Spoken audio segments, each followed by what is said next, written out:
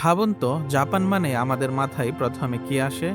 উচ্চ প্রযুক্তির শহর, রোবট, অ্যানিমে, সামুরাই আর শৃঙ্খলাবদ্ধ একটা আধুনিক জাতি। কিন্তু এই ঝকঝকে আধুনিকতার আড়ালে লুকিয়ে আছে এক নীরব ইতিহাস, একটা জনগোষ্ঠীর গল্প, যাদের নাম অনেকেই জানে না। আজকের জাপানের জন্মের বহু আগেই এই দ্বীপে বাস করত এক আদিবাসী জাতি। তাদের চেহারা ছিল আলাদা, ভাষা ছিল আলাদা, আর বিশ্বাসও ছিল সম্পূর্ণ ভিন্ন। তারা প্রকৃতিকে দেবতা মনে করত, ভালুককে ভাবত পবিত্র আত্মা, আর নিজেদের পরিচয় দিত প্রকৃতির সন্তান হিসাবে। এই মানুষগুলোর নাম আইনো। ইতিহাসের বইয়ে জাপানের গল্প শুরু হয় সামুরাই দিয়ে। কিন্তু প্রশ্ন হলো, সামুরাই আসার আগেও কি কেউ ছিল না? জাপান কি সত্যি এক জাতির দেশ ছিল, নাকি আধুনিক জাপানের নিচে চাপা পড়ে আছে আরো পুরনো এক সভ্যতার ছাপ? আইনো জনগোষ্ঠী ছিল একসময় এই দ্বীপের প্রকৃত অধিবাসী। কিন্তু সময়ের সঙ্গে সঙ্গে তারা হারিয়েছে তাদের ভূমি, তাদের ভাষা, এমনকি নিজেদের পরিচয়ও। অনেক বছর ধরে তারা ছিল ইতিহাসের আড়ালে, প্রায় ভুলে যাওয়া এক অধ্যায়। আজকের ভিডিওতে আমরা জানব কারা ছিল এই আইনো মানুষগুলো, কেন তারা জাপানের ইতিহাসে এতটা উপেক্ষিত, আর আজও কি তারা টিকে আছে আধুনিক জাপানের ভিড়ে। এই গল্প শুধু একটা আদিবাসী জাতির নয়, এটা মানুষের পরিচয়, ক্ষমতার ইতিহাসে হারিয়ে যাওয়ার গল্প। জাপানের ইতিহাস শুরু হওয়ার অনেক আগেই এই দ্বীপপুঞ্জে বসবাস করত এক জনগোষ্ঠী, যাদের আজ আমরা আইনো নামে চিনি। তারা মূলত থাকত জাপানের উত্তরের দ্বীপ হোক্কাইডো আর তার আশেপাশের অঞ্চলে, শাখালিন আর কুরিল দ্বীপপুঞ্জে। তখন এসব জায়গায় কোনো আধুনিক শহর ছিল না, ছিল ঘন বন, পাহাড়, নদী আর তুষারে ঢাকা ভূমি। আইনুদের জীবন ছিল প্রকৃতির সঙ্গে গভীরভাবে জড়িয়ে। তারা শিকার করত, মাছ ধরত, আর বন থেকেই সংগ্রহ করত তাদের দৈনন্দিন প্রয়োজন। জমি দখল করা বা শহর বানানো তাদের লক্ষ্য ছিল না। প্রকৃতির সঙ্গে সহাবস্থান করাই ছিল তাদের জীবন দর্শন। অনেক গবেষকের মতে আইনুরা জাপানের সবচেয়ে প্রাচীন মানব গোষ্ঠীগুলোর একটি। এমনকি আধুনিক জাপানি জাতি গঠনের আগেই তারা এখানে শত শত, হয়তো হাজার হাজার বছর ধরে বসবাস করেছিল। তাদের ইতিহাস মুখে মুখেই ছড়াতো, লিখিত দলিল কম ছিল, কিন্তু গল্প আর গান ছিল তাদের স্মৃতির ভাণ্ডার। আজকে জাপানের ভিড়ে দাঁড়িয়ে এই মানুষগুলোকে আলাদা করে চিনতে কষ্ট হয়, কিন্তু একসময় এই দ্বীপের প্রকৃত অধিবাসী ছিল তারাই, নীরব, শান্ত আর প্রকৃতির খুব কাছের মানুষ। আইনুদের দিকে থাকালে একটা প্রশ্ন মাথায় আসে, এরা কি সত্যি আজকের জাপানিদের মতো? অনেক ইতিহাসবিদ বলেন চেহারাগত দিক থেকে আইনুরা ছিল সম্পূর্ণ আলাদা। তাদের গায়ের রং ছিল তুলনামূলক ফর্সা, মুখে ঘন দাড়ি, গোঁফ, আর চোখে মুখের গড়ন আজকের জাপানি জাতিগোষ্ঠীর সঙ্গে খুব একটা মেলে না। একসময় তো ইউরোপীয় অভিযাত্রীরাও ভেবেছিল এরা বুঝি অন্য কোনো মহাদেশ থেকে আসা মানুষ। কিন্তু পার্থক্য শুধু তাদের চেহারাই নয়, ভাষাতেও ছিল। আইনু ভাষা জাপানি ভাষার সঙ্গে সরাসরি কোনো মিল রাখে না। এই ভাষার নিজস্ব শব্দভাণ্ডার, নিজস্ব ব্যাকরণ ছিল। আর সবচেয়ে বড় কথা, এটা ছিল সম্পূর্ণ একটা স্বাধীন ভাষা। দুর্ভাগ্যজনকভাবে দীর্ঘ সময় নিষেধাজ্ঞা আর অবহেলার কারণে আজ এই ভাষা প্রায় বিলুপ্তির পথে। সংস্কৃতিতেও আইনুরা ছিল ব্যতিক্রমী। তাদের পোশাকে থাকতো জ্যামিতিক নকশা, প্রতিটি নকশাই ছিল আলাদা অর্থ।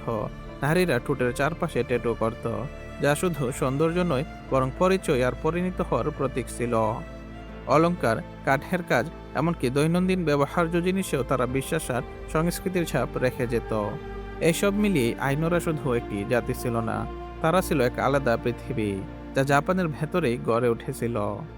আইনোদের বিশ্বাসে প্রকৃতি কখনোই নিঃশব্দ বা প্রাণহীন ছিল না। তাদের কাছে পাহাড়, নদী, আগুন, বাতাস, সবকিছুর মধ্যেই বাস করত এক একটি আত্মা, যাদের তারা বলতো কামুই। এই কামুইরা ছিল দেবতার মতো শক্তিশালী, কিন্তু মানুষের খুব কাছের, যাদের সম্মান করা যায়, আবার যাদের উপর রাগও করা যায়। আইনোদের জীবনের সবচেয়ে পবিত্র কামই ছিল ভালুক। তাদের বিশ্বাস অনুযায়ী ভালুক কোনো সাধারণ পশু নয়, এটা এক শক্তিশালী দেবতার রূপ, যে পৃথিবীতে এসেছে মানুষের কাছে আশীর্বাদ দিতে। এই বিশ্বাস থেকে জন্ম নেয় তাদের সবচেয়ে গুরুত্বপূর্ণ ধর্মীয় আচার, ইয়োমান্তে, অর্থাৎ ভালুক উৎসব। এই উৎসবে একটি ভালুককে বিশেষ যত্নে বড় করা হতো। তারপর নির্দিষ্ট সময়ে নানা আচার অনুষ্ঠানের মাধ্যমে সেই বালককে কামুইদের জগতে ফিরিয়ে দেওয়া হতো।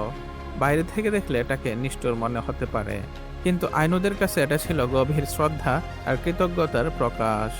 প্রকৃতিকে শোষণ নয়, সম্মান করাই ছিল তাদের ধর্ম। যা তারা নিত তার জন্য তারা কৃতজ্ঞতা জানাতো, যা তারা পেত তার পেছনে দেখত এক আত্মিক সম্পর্ক। আইনুদের এই বিশ্বাস শুধু ধর্ম ছিল না, এটাই ছিল তাদের জীবনযাপনের পথ। সময় বদলাতে শুরু করলো। যখন জাপানের মূল ভূখণ্ড থেকে ইয়ামাতো জাপানিরা ধীরে ধীরে উত্তরের দিকে এগোতে লাগলো, তাদের সঙ্গে এলো নতুন শাসন ব্যবস্থা, নতুন আইন আর জমির ওপর মালিকানার ধারণা, যা আইনুদের জীবনধারার সঙ্গে একেবারেই মানানসই ছিল না। প্রথমে ছিল বাণিজ্য, তারপর ছোটখাটো সংঘর্ষ, কিন্তু সময়ের সঙ্গে সঙ্গে সম্পর্ক বদলে গেল দখলে আর নিয়ন্ত্রণে। আইনুদের জমি একে একে দখল হতে লাগলো, শিকার ও মাছ ধরার অধিকার সীমিত করা হলো, আর তাদের স্বাভাবিক জীবনযাপন ভেঙে পড়তে শুরু করলো। সবচেয়ে বড় আঘাতটা এলো মেইজি যুগে। জাপান যখন আধুনিক রাষ্ট্রের রূপ নিচ্ছে, তখন আইনু সংস্কৃতিকে পিছিয়ে পড়া বলে চিহ্নিত করা হলো। আইনু ভাষায় কথা বলা নিষিদ্ধ হলো, ঐতিহ্যবাহী পোশাক ও আচার পালন বন্ধ করে দেওয়া হলো, এমনকি অনেককে জোর করে জাপানি নাম নিতে বাধ্য করা হলো। এই নিপীড়ন শুধু জমি বা সংস্কৃতির উপর ছিল না, এটা ছিল পরিচয়ের উপর আঘাত। অনেক আইনু মানুষ নিজেদের পরিচয় লুকিয়ে রাখতে শুরু করলো, যেন বৈষম্যের শিকার না হতে হয়।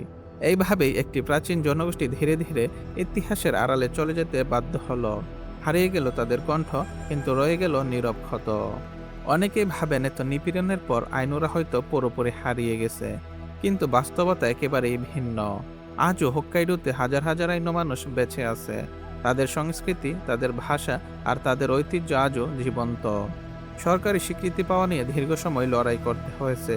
2008 সালে জাপান সরকার আইনের মাধ্যমে আইনু জনগোষ্ঠীকে স্বীকৃতি দিল, যার ফলে তারা নিজেদের ঐতিহ্য, ভাষা ও সংস্কৃতি সংরক্ষণের অধিকারের জন্য লড়াই চালাতে পারছে। আজকের আইনুরা পুরনো ঐতিহ্যকে নতুন আকারে বাঁচানোর চেষ্টা করছে। শিক্ষা, শিল্প, সঙ্গীত, হস্তশিল্প সব জায়গাতেই তারা তাদের সংস্কৃতিকে ফিরিয়ে আনছে। নারীরা আবার ঐতিহ্যবাহী ট্যাটু আঁকছে, যুবকরা প্রাচীন গান শিখছে, আর সম্প্রদায়ের গল্প নতুন প্রজন্মের কাছে পৌঁছে যাচ্ছে। তাদের জীবন আমাদের মনে করিয়ে দিই, একটি জনগোষ্ঠী হারিয়ে যায়নি, শুধু সময়ের সঙ্গে অভিযোজিত হয়েছে। আইনুরা প্রমাণ করে ইতিহাসে চাপা পড়ে থাকা কোনো সংস্কৃতি সম্পূর্ণ হারায় না, যদি মানুষ তা মনে রাখে এবং বাঁচাতে চায়। আইনু জনগোষ্ঠীর গল্প আমাদের শেখায়, ইতিহাস শুধু বিজয়ীর লেখা নয়, এটা হারিয়ে যাওয়ার কণ্ঠ, চাপা পড়া সংস্কৃতি এবং নিঃশব্দ প্রতিরোধের গল্প। যে মানুষরা হাজার বছর ধরে এই দ্বীপে বসবাস করেছিল, তাদের পরিচয়কে ভুলে যাওয়ার পথে ঠেলা হয়েছে। তবু আজ তারা বেঁচে আছে, তাদের গান, ভাষা, শিল্প এবং বিশ্বাসের মাধ্যমে। আইনুদের জীবন আমাদের মনে করে দিই, প্রকৃত পরিচয় হারানো মানে সব হারানো নয়। যতক্ষণ মানুষ স্মরণ রাখে, যতক্ষণ তারা লড়াই চালায়, ততক্ষণ ইতিহাসের ছায়াগুলো জীবন্ত থাকে। এখন যখন আপনি জাপানের আধুনিক শহর আর রোবটের আড়ালে আইনুদের নিরপ্রাচীন পৃথিবীর কথা ভাববেন, তখন হয়তো বুঝবেন, একটি সভ্যতা শুধু সময়ের সঙ্গে মুছে যায় না, বরং যারা তা মনে রাখে, তারা তা আবার নতুনভাবে জীবন্ত করে তুলতে পারে। এই গল্প যদি আপনাকে একটু ভাবায়, তাহলে সামনে আরও এমন হারিয়ে যাওয়া সভ্যতার গল্প নিয়ে আবারও দেখা হবে।